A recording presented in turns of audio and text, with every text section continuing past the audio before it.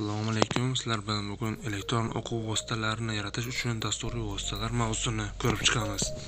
Quyida o'quv vositalari yaratish uchun eng qulay dasturiy vositalar haqida batafsil ma'lumot beraman. Har birining imkoniyatlari, afzalliklari va qaysi holatda ishlatilishi tushuntiriladi. Prezentatsiya va vizual materiallar yaratish dasturlari. Bu dasturlar dars materiallarini vizual tarzda tayyorlash uchun ishlatiladi. Birinchisi Microsoft PowerPoint. Slaydlar asosida taqdimot yaratish, matn, rasm, grafik, video va animatsiyalar qo'yish mumkin. PDF yoki video formatda eksport qilish imkoniyati bor. Afzalliklari: sodda va tushunarli interfeys. Tayyor shablonlar mavjud, interaktiv testlar va havolalar qo'yish mumkin. Maktab va universitet darslarida, konferensiyalar va taqdimotlarda ishlatiladi. Quyida ilovani tashqi fasadi ko'rsatilgan. Tizimga kirsak, Google'dan ham, Play Marketdan ham yuklab olsa bo'ladi. PowerPoint mana shu tarzda turgan bo'ladi. Keyingi ilovamiz Canva.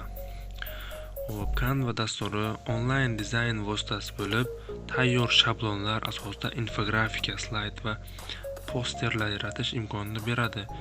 Matn, rasm, grafik va animatsiyalar qo'yish mumkin. Afzalliklari: tayyor shablon va elementlar ko'pligi. Hech qanday maxsus dastur o'rnatish shart emas, brauzerda ishlaydi. Bepul versiyasi mavjud. Endi ishlatilishiga kelsak, o'quv qo'llanmalari, infografikalar va taqdimotlar tayyorlashda ishlatiladi bu dastur. Bu yerda Canva dasturining tashqi dizaynini ko'rishimiz mumkin. Keyingisi interaktiv darslar va testlar yaratish dasturlari. Bu dasturlar o'quvchilar bilan muloqot qilish, testlar va interaktiv mashg'ulotlar yaratish uchun ishlatiladi. Moodle o'quv kurslari yaratish va boshqarish uchun onlayn platforma. Video darsliklar, testlar, forumlar, topshiriqlar va baholash tizimi mavjud. Afzalliklariga to'xtalsak, universitetlar va maktablar uchun bepul tizim. Katta hajmdagi kurslarni boshqarish mumkin. Talabalarning faoliyatini tahlil qilish imkoniyati bor. Universitetlar va onlayn ta'lim platformalarida ishlatiladi. Quyida Moodle dasturining tashqi dizaynini ko'rishimiz mumkin. Keyingisi Kahoot. O'yin tarzidagi testlar va viktorinalar yaratish uchun ishlatiladi. O'quvchilar real vaqtda testga javob berishadi. Afzalliklari: qiziqarli va interaktiv o'yin shaklidagi darslar yaratish mumkin. Maktab va universitetlarda o'qituvchilar uchun bepul versiyasi bor. Mobil telefon yoki kompyuter orqali ishlaydi. Maktab darslarida interaktiv o'yinlar va testlar o'tkazishda va universitetda ham universitet talabalari orasida testlar o'tkazishda ham ishlatishimiz mumkin. Bu yerda Kahoot tashqi dizayni ko'rsatilgan.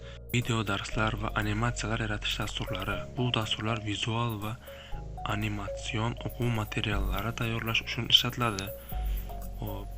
Camtasia ekranni yozib olish va video dars tayyorlash uchun kuchli dastur. Video kesish, animatsiya qo'shish, ovoz yozish va vizual effektlar yaratish imkoniyati bor. Afzalliklari: yuqori sifatli dars videolarini tayyorlash uchun qulay. Tayyor videolarni YouTube yuklash mumkin. Onlayn kurslar va YouTube darsliklarida yaratishda ishlatishimiz mumkin. Quyida Camtasia Studio tashqi dizayni ko'rsatilgan ilovaning. Keyingi mobil o'quv ilovalari yaratish dasturlari. Bu dasturlar mobil qurilmalar uchun interaktiv o'quv ilovalari yaratish uchun ishlatiladi. Meetup Inverter mobil ilovalar yaratish uchun vizual blok kodlash tizimidan foydalanadi. Dasturlashni bilmaganlar ham foydalanishi mumkin. Bir necha afzalliklari bor. Boshlang'ich darajadagi foydalanuvchilar uchun mos. Mobil o'quv ilovalari va o'yinlar yaratish imkoniyati bor. Mobil dasturlar va ta'lim ilovalari yaratishda ishlatishimiz mumkin. Quyida Meetup Inventor ilovasining tashqi dizayn fasadi keltirilgan. Tizimda xuddi mana shu ko'rinishda turgan bo'ladi. Bemalol yuklab olib foydalanishimiz mumkin. Keyingisi Flutter. Kattaroq o'quv ilovalari yaratish uchun Dart dasturlash tiliga asoslangan. Mobil ilovalar iOS va Android uchun mos ravishda ishlab chiqiladi. Bu ko'plab foydalanuvchilar uchun qulaylik tug'dirishi mumkin. Professional ilovalar yaratish uchun mos, zamonaviy texnologiyalarga asoslangan katta o'quv platformalarini yaratishda ishlatishimiz mumkin. Quyida Flutter App Development dasturining tashqi dizayn fasadi keltirilgan. Microsoft Word oddiy matnli darsliklar va kitoblar yozish uchun eng ommabop dastur. Rasm, jadval, formulalar va grafiklar qo'shish mumkin. Juda oson ishlatiladi, ko'pchilikka tanish bo'lgan dastur. Maktab va universitet darsliklarini yaratishda ishlatishimiz mumkin. Bu yerda menimcha ko'pchilik bilsa kerak, Microsoft Word bu tashqi dizayn har bitta notebookda yuklab olsak, bemalol bizga qulaylik tug'diradi. Ishlatish uchun qulay, sodda, oddiy. Yangi foydalanuvchilar ham bemalol o'rganib ketishi mumkin.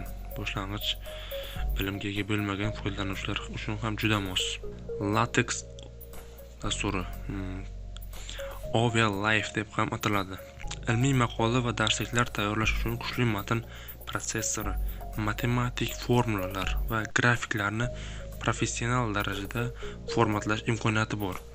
Afzalliklari: katta hajmdagi texnik hujjatlar uchun mos, professional nashrlar uchun eng yaxshi variant.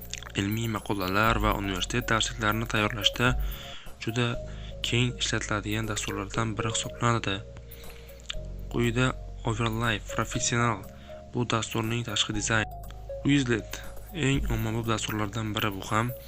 Quizlet bu testlar, flash kartalar va o'yinlar orqali o'qish va yodlash jarayonini osonlashtiruvchi onlayn platforma. Asosiy imkoniyatlari: flash kartalar, matn, rasm va ovozli materiallar qo'yish mumkin. Testlar va o'yinlar, yodlash va bilimni mustahkamlash uchun. Quizlet Live jamoaviy o'yin shaklidagi sinovlar, mobil ilova iOS va Android uchun mos. Afzalliklari: bepul versiyasi mavjud, tayyor test va kartalardan foydalanish mumkin. O'qituvchilar va talabalar uchun qulay vosita. Quizlet ilovasining tashqi ko'rinishi, dizayni zamonaviy o'quv darsliklarini yaratishda dasturiy vositalarning umumiy foydasi va zararli jihatlari.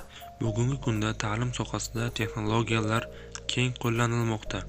Zamonaviy dasturiy vositalar orqali darslik yaratish o'quvchilarga va o'qituvchilarga ko'plab qulayliklar yaratadi. Biroq bu jarayonda ba'zi muammolar ham yuzaga kelishi mumkin. Quyida ularning umumiy foydasi va zararli jihatlarini batafsil ko'rib chiqamiz.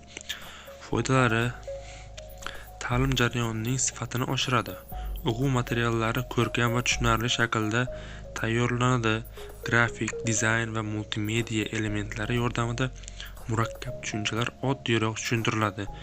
Interaktiv testlar, video va animatsiyalar orqali o'quvchilar darsni yaxshiroq tushunishadi. Ikkinchi, zamonaviy texnologiyalarga moslashuv elektron darsliklar LMC, Moodle, Google Classroom kabi tizimlarga moslashtirilishi mumkin. Smartfon va planshetlar orqali kirish imkoniyati mavjud bo'lib, darslar har qanday joyda o'qilishi mumkin. O'quv jarayonini avtomatlashtirish imkoniyati yaratiladi. Uchinchi, tez va oson tahrirlash. Qog'oz darsliklarda o'zgarish kiritish qiyin bo'lsa, elektron darsliklar tez tahrirlanadi va yangilanadi. Matn, rasmlar, videolar oson almashtiriladi. Tuzatish va yangilash xarajati kamayadi. Ta'limni interaktiv va qiziqarli qiladi. Kahoot, quiz kabi dasturlar orqali testlar o'yin shaklida tashkil etiladi. Video darslar va animatsiyalar yordamida o'quvchilar jalb qilish osonlashadi.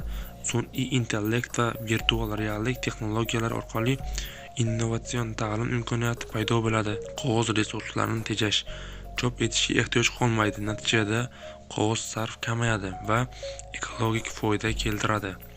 Kitoblarni ishlab chiqarish va yetkazib berish bilan bog'liq logistik xarajatlar yo'q. Masofaviy ta'lim imkoniyatlari: o'quvchilar istalgan joyda va vaqtda dars o'rganishi mumkin. Internet orqali xalqaro ta'lim resurslaridan foydalanish imkoniyati kengayadi.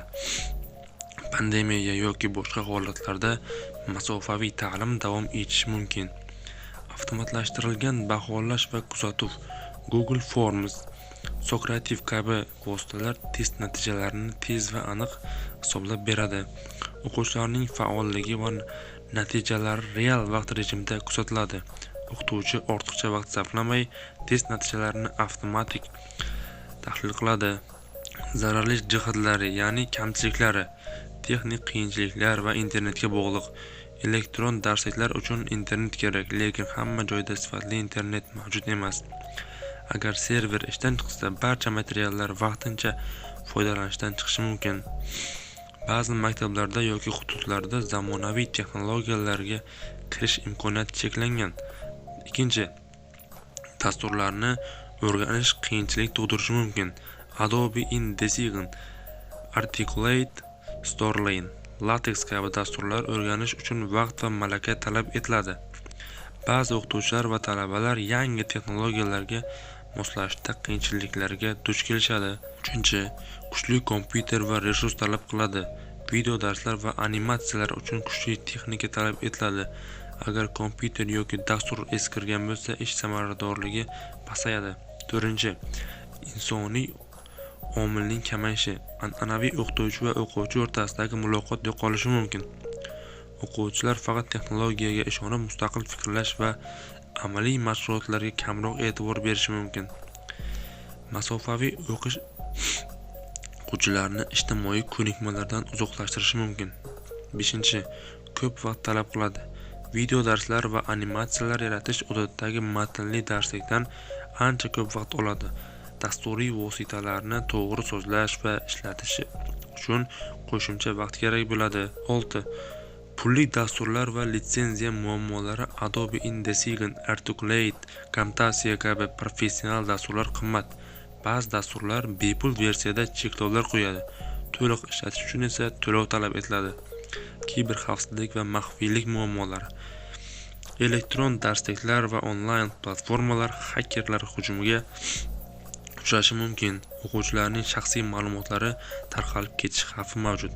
Bepul platformalarda reklama va begona ma'lumotlar chiqishi mumkin.